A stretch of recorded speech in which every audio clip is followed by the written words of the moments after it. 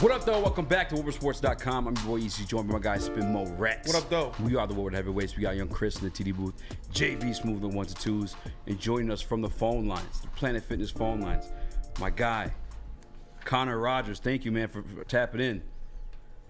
No problem, guys. Thanks for having me. How we doing? Pretty good. How about yourself? Can't complain. Getting ready. What are we, 10 days out? What's not to be excited about right now? Oh, yeah. It's crunch time right now. We're ready to go. Shit's going crazy, too. All the rumors change. I feel like, I mean, you do a show, too, obviously, with the podcast. I feel like at this time of the draft period, rumors just swirl like crazy, start hearing the craziest scenarios just because people almost get bored of, what they've been talking about. Am I wrong?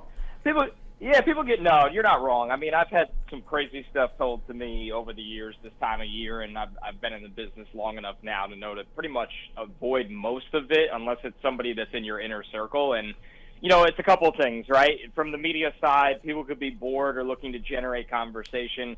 From the actual NFL side, especially with teams and regimes, they might be trying to manipulate things or try to send smoke out there to throw off other teams or throw off a coverage of the draft as well. So it's a lot of different layers that make this the best theater in the NFL, honestly. That's why the draft gets bigger each and every single year. As much as we love actually watching the games, the draft grows because it is theater, it's drama, and it's just expect the unexpected for the NFL draft. So yeah, we actually just got done talking about this, and we've seen a lot of different speculation being thrown around on the edge ranking prospects for this draft.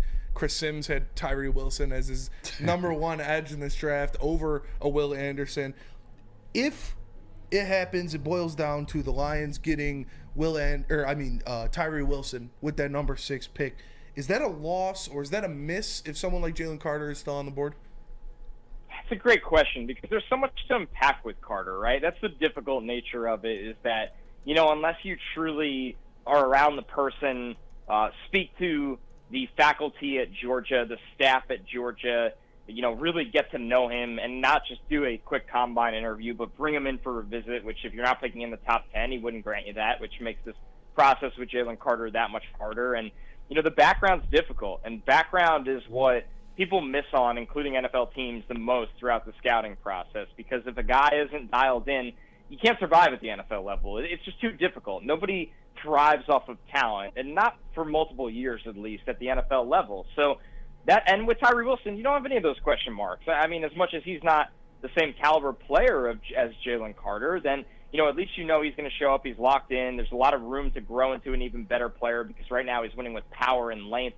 He doesn't really even have a pass rush plan. So that's why it's so difficult where I could sit here and tell you it'd be a colossal mistake and that Jalen Carter is bound for 8 Pro Bowls in his career. And based on talent, you could easily say that. But we don't know what version of Jalen Carter is going to arrive to the NFL. Now, what I will add to your question is if you took Tyree Wilson over Devin Witherspoon, I think that would be a colossal mistake because I think Witherspoon is a pro-ready superstar corner, honestly. He has that level of talent. He has great tape. He's got speed. He's got a mentality that can completely change your attitude on the back end. And I like Tyree Wilson, too. I'm not even a Tyree Wilson hater, but I think when you're looking at 6, that would be my selection over him.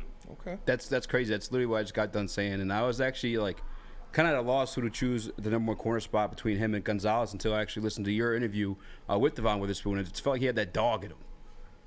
He's a different cat, let me tell you that. And you got to realize when I did that interview with him, he had gone through a long circuit at the Combine, much longer than anybody else, where, that day you get there in the morning and you're talking to different players. I got to interview Gonzalez at 9:30 a.m. or 10 a.m. or whatever it is. And with Witherspoon, he didn't come out till everybody was pretty much done for the day because sometimes medical checks take longer depending when you're going. It could be a line. There could be something holding it up. And he's a guy that because of his talent, everybody wanted to talk to him. So he had a million meetings the night before. And he still has that kind of mentality, that kind of energy. And the stories, of him at practice at Illinois and the kind of program the kind of mentality that he changed with that program defensively, how they went about their weeks is special stuff. So I love Christian Gonzalez, and I think anybody that takes him in the top 10 will get a really good NFL player with length, athleticism, and technique. But with Witherspoon, it just feels like there's something different about him. Despite him not being the biggest corner, he plays so much bigger than his size. And I wanted to ask you this before we veered off too far from the defensive tackle conversation. But if they did pass on Carter because of whatever reasons, whether it be like off the field or him not giving his all at the pro day, how far is the drop off between he and a Mozzie Smith or a Keanu Benton? Like, who is the next name up, and how far is the gap in talent? It's Kalijah Campbell, and I look at Carter. I think he is the most talented player in the draft, but he's still my number 3 overall player because of the questions that linger with him. That I feel more comfortable putting Will Anderson and Bryce Young ahead of him. But you look at Campbell. I mean, I think I'm probably high man on Campbell. I have him as 14th overall. I think he's a difference maker. It's just a matter, depending on your scheme, what you play. Like not every NFL team, every NFL defensive coordinator is going to draft and consistently put out a 280-pound defensive tackler, or whatever he ultimately lands on playing at. But if you are in a front four that it has the green light to attack and you're constantly working upfield, this guy is special. I mean, the agility, the ability to win with a very, very wide array of pass rush moves. And he's not a bad run defender. He doesn't get run over in the run game. If you want him to sit there in 2-gap and stalemate against guards and centers, well, then why did you take him in the first place? If you want him to shoot gaps and get into the backfield and blow up plays, Kalijah Campbell is for you. So I think the gap between him and Carter's just so unique that there is a big gap there. What I'm more fascinated by is the gap between Campbell and then the next group is massive. Brzee didn't have a good year.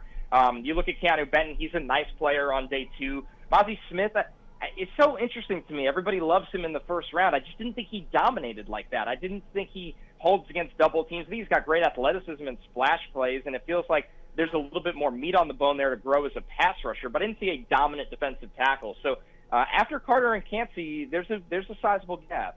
Yeah, and I've been a Carter guy the whole time. When the Lions looked like they were picking in the top 3 with their own pick at the beginning of the year, I was like, I want Jalen Carter on this team. Where would you rank him amongst other interior defensive lineman prospects that have come out of the past few drafts, talking about guys like Quinnen Williams, even all the way back to an Ndamukong Suh or an Aaron Donald? Yeah, I go back to Sue, right? Really, that's it. And, you look at the guys that since I've been doing this professionally, I liked Quinnen. I think he's a better prospect than Quinnen. I just don't – and, I'm here covering the Jets pre- and post-game, and Quinnen's molded into a fantastic NFL player. But Carter just has these stretches of being completely unblockable, and he can beat you pretty much in any way he wants, whether it's quickness off the ball, whether it's ripping through blockers, whether it's the bull rush.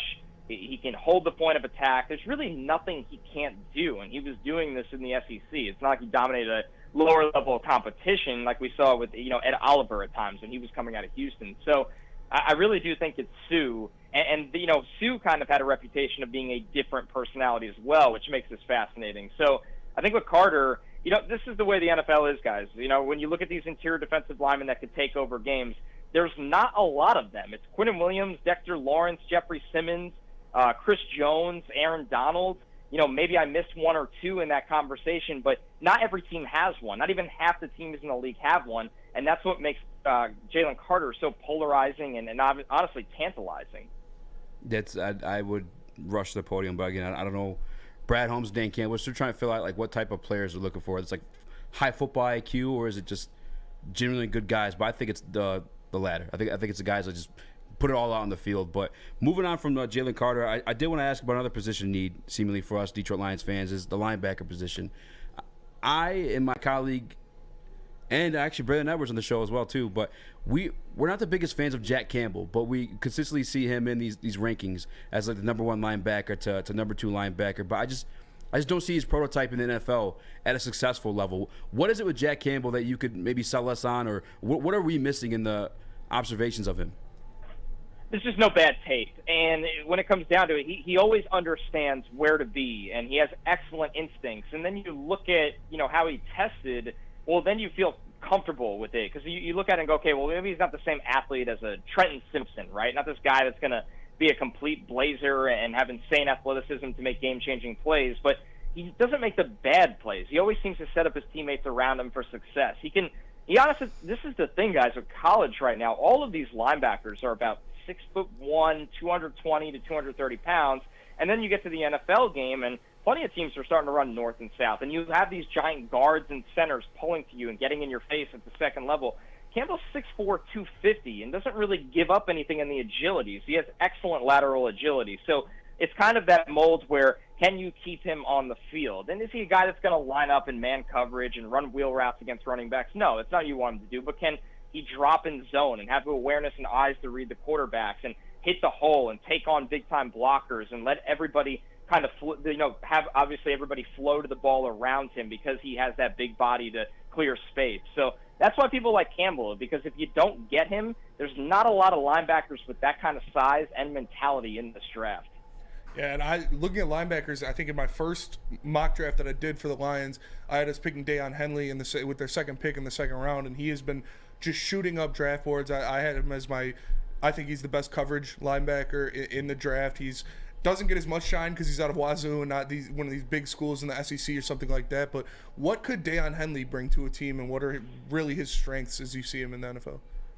You nailed it with the coverage, and he's a really, really good player, right? His ability to take away the flats, run down the seam, flip his hips, and be that sideline-to-sideline kind of chase speed.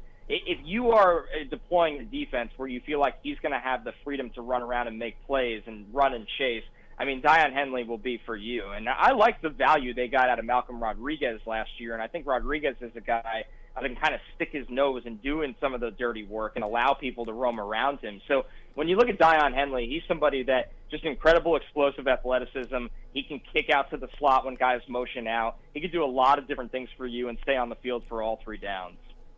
Whatever happened with the hype around Trent Simpson? Like, wasn't he supposed to be like the number one guy in terms of like the linebacking class? Like, what happened that died down?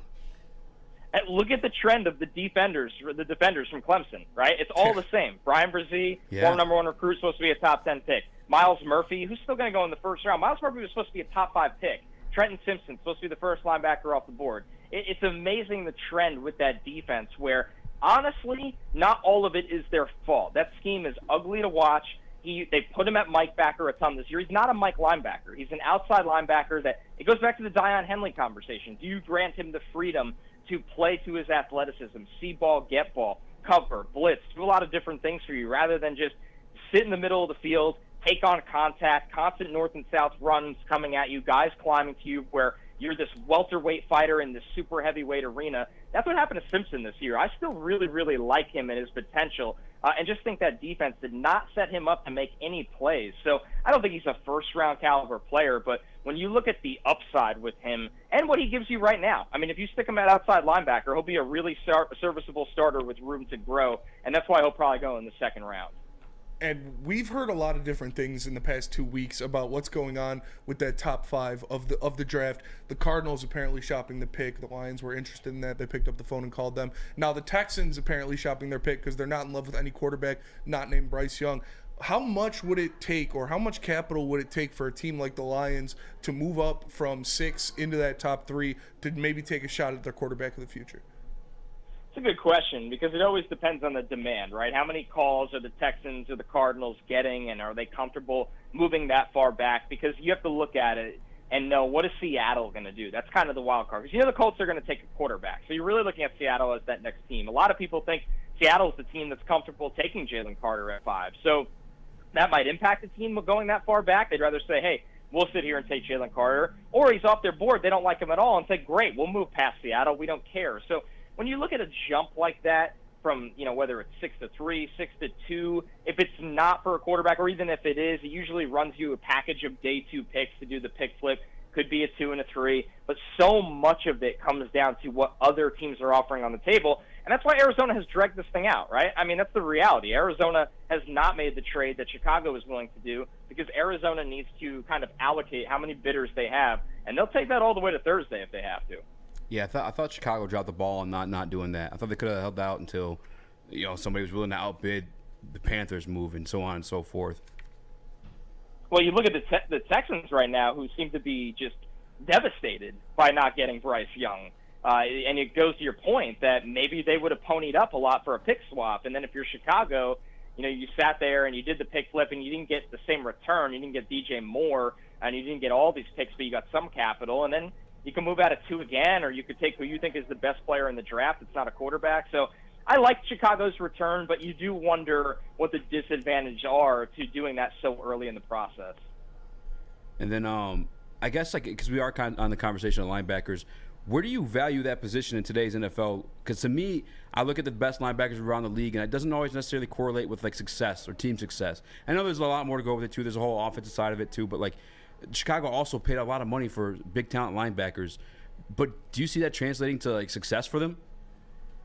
It's a luxury, and I know it's tough to say about a position that there's only so many aliens, right, guys? Like, would I pay Fred Warner whatever he wants? Absolutely, because the guy can literally do anything. You look at Micah Parsons, who can do incredible things off the ball and then be a top 5 edge rusher in the NFL. Like, there's the aliens that are worth that, but if you're talking about guys that are not even one-dimensional, but maybe they're a really good run defender and a good blitzer, but they can't cover. I mean, that's the problem, is there seems to be limitations at the linebacker position. And, of course, it depends what kind of defense you're employing. But you'll see it in this draft. I don't think an off-ball linebacker goes in the first round. And that kind of speaks to where the NFL is at in this era, because you look at, maybe, the last couple of years we've had off-ball linebackers go early. We saw the Steelers trade up for a guy like Devin Bush that hasn't worked out. It feels a little running back-ish that teams don't want to take that risk of missing in round 1. They'd rather chase the depth on day 2 and day 3.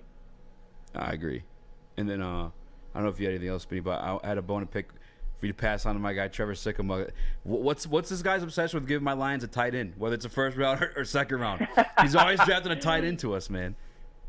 After you just traded one too last year, so it seems like the Lions to me seem like a team that's. I'll say this: if they're gonna draft a tight end, it feels like they'll just take a guy that's a bigger wide receiver and they'll kick him off the line of scrimmage and be like, okay, we don't really care about you blocking. We'll have the second or third tight end on the roster handle that duty. So it would have to be somebody that just has this supreme athleticism that fell into their lap. But I look at the Lions and I look at Ben Johnson and how he can be the architect of a great pass game and go, they feel like a team quietly that's kind of poised to take another wide receiver, and everybody's really terrified of dealing with, obviously Amon-Ra, of course, Jameson Williams in a full season, and then that extra wide receiver with all this different talent in the backfield. So I think that's how it'll ultimately shake out for the Lions. I don't think it'll be one of those first-round picks. I think it'll be more a day 2 selection, but that's where the value is in this draft anyway, so that's a smart strategy.